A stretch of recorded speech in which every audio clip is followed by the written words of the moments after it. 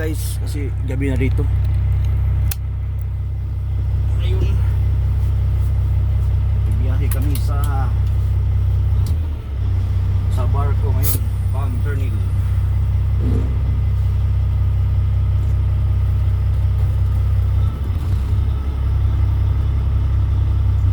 Ngayon na pala guys ay drive ako ng manual na Kenworth.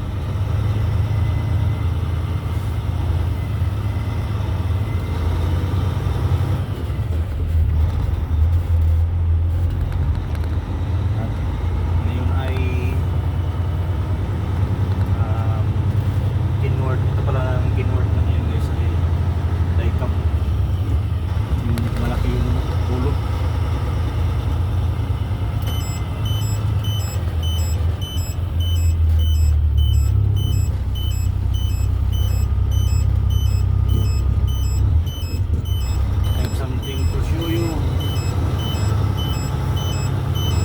Paano ano guys, floating gears walang gamit na clutch.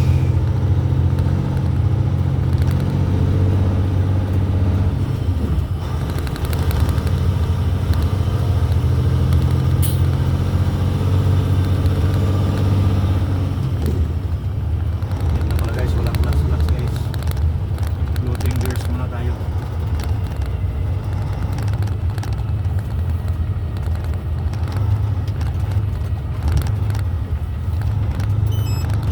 Usually talaga dito guys, mga driver ng truck dito guys na manual, mas gusto nila yung guys floating gears. Yan talaga yung inaaraw nila yung paano floating gears.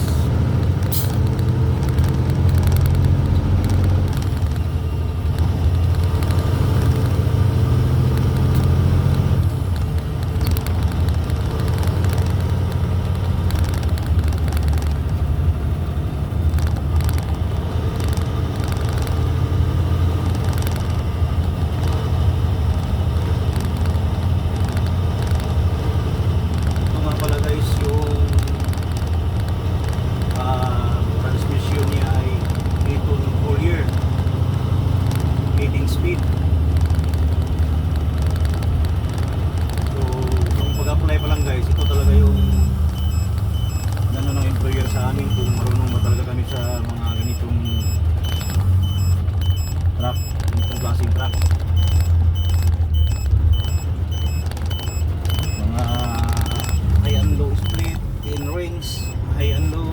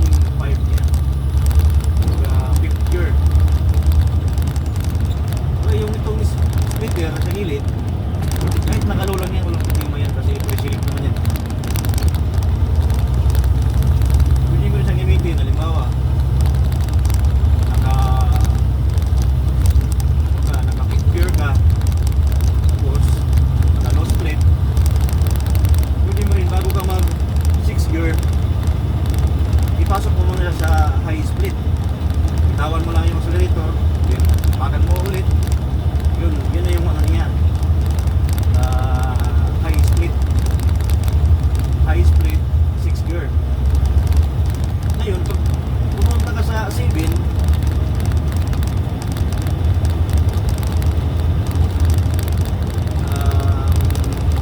mali pala, diba 5 pa yung una, 5 gear high split na yung cambio.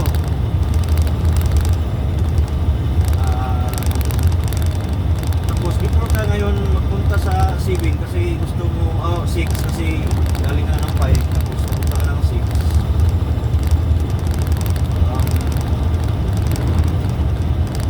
Kumbaga depende na rin sa driver guys, pero sa akin na kasi base lang sa aking experience lang, balik mo siya sa low split saka ka papasok sa 6 gear para mas magandang pasok ng ano mo, cambio. Yan. Galing ako sa 8 tapos punta ako ng 7, ginamit ko na rin yung split na low split para mas maganda pa ang pasok.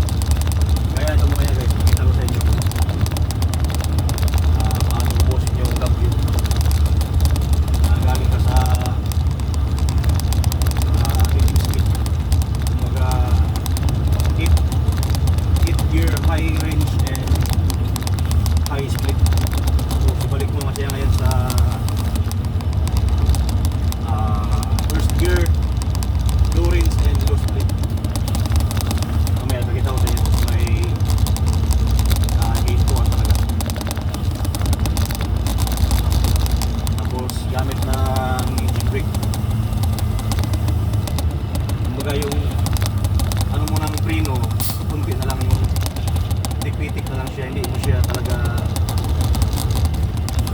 babad sa preno.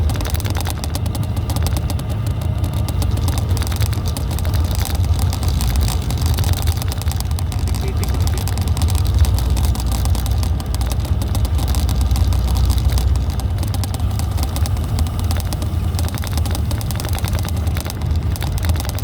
Ulitin niya pala guys, kung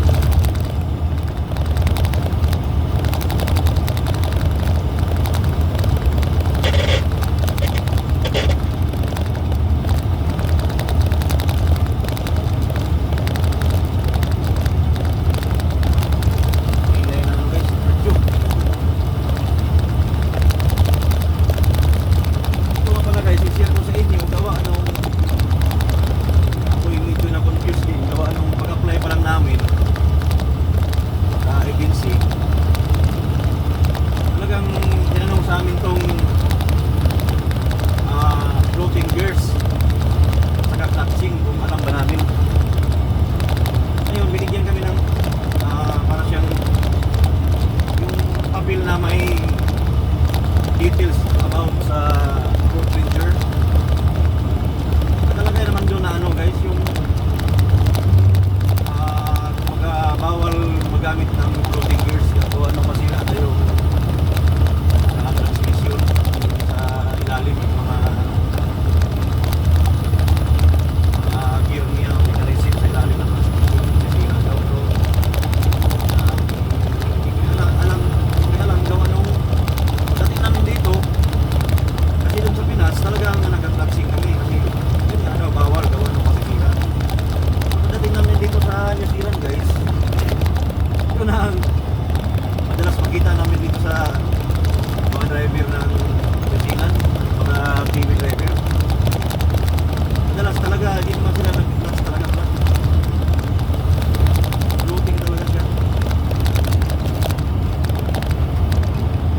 Ewan ko lang kung anong buhay ba niyan eh. Kumbaga, kaya na rin dito sa amin. Kahit yung mga kasamang nasa likod guys, may tatlo kami nagyay ngayon. Pero yung gamit nila, floating gears pa rin. Minsan clutch, minsan ang lang, talaga floating na.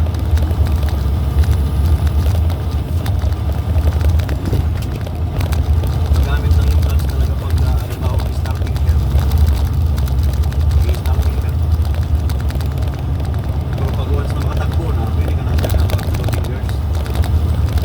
Ayan guys, ayan lang talaga. Sa akin lang na experience. Based on my experience. Kaya sabi ko lang, hindi ko lang mag-ano. Hindi ko lang mag-floating. Ang ganda na pagamitin, mag-floating. So, sabayan mo lang engine brake. So, yan na yung papaminor niya guys, yung engine brake na lang.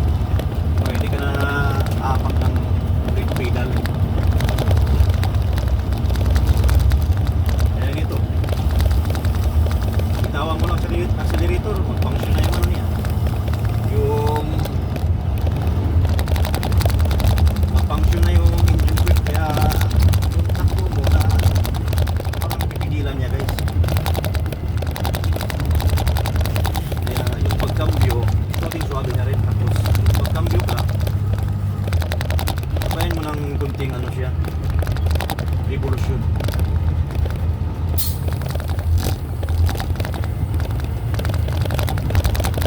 Ito guys ay nakatakbo nito guys. Speed limit 50k. 50 kph.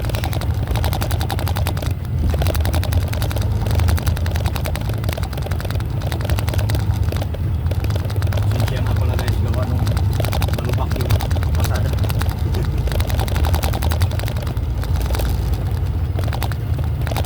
Sparto naman siya pero ano na talaga, malubak lang.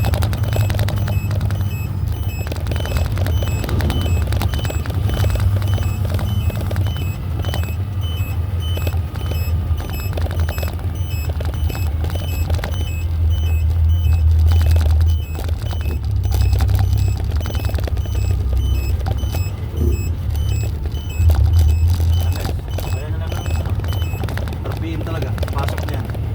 Higupin na. Pero yung RPM na ano guys, ay yung sobrang lakas. Ano lang yung mga RPM lang na kunti lang, yung mga 3C 1300 or 1200. Ano lang mga RPM. Yung pitik lang.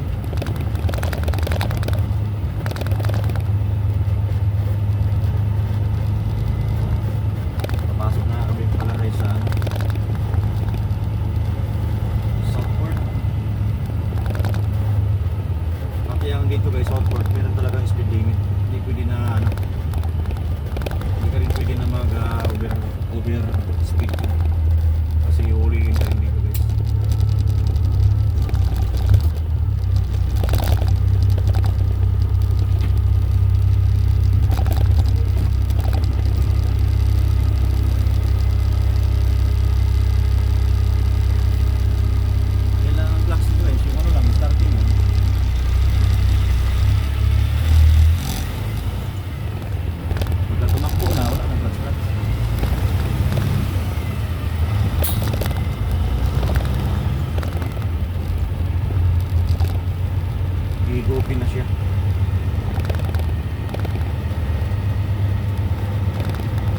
lang talaga ng konting RPM.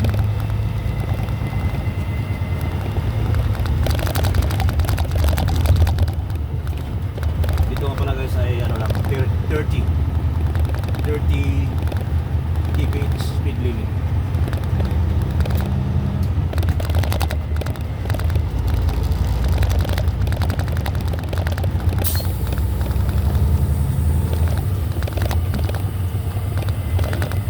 Smooth lang talaga siya.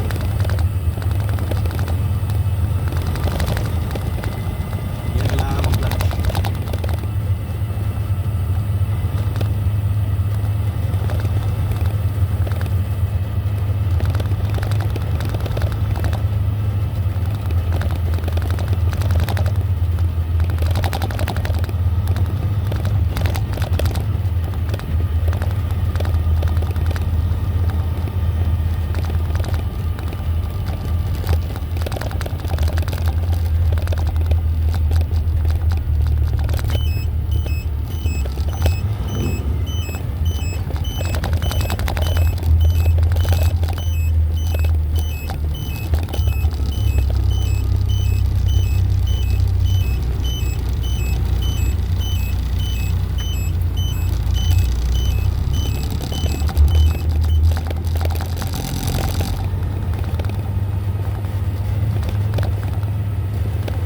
Alright guys, thank you so much for watching. Don't forget to subscribe my YouTube channel,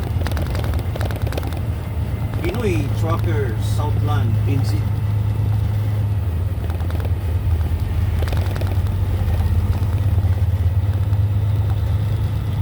And just click my notifications bell.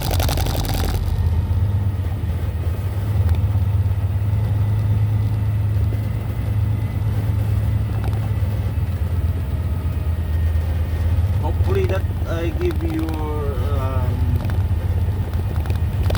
some learnings. Kunting kaalaman lang guys ang nai-share ko sa inyo guys. Hopefully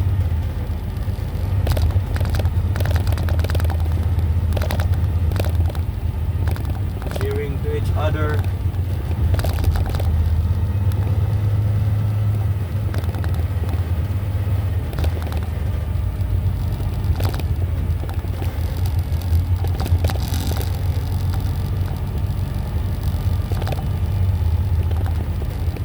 Dito na kami sa pinakadulo ng port. Dito makikita nyo guys yung dagat na nakapaligid sa amin.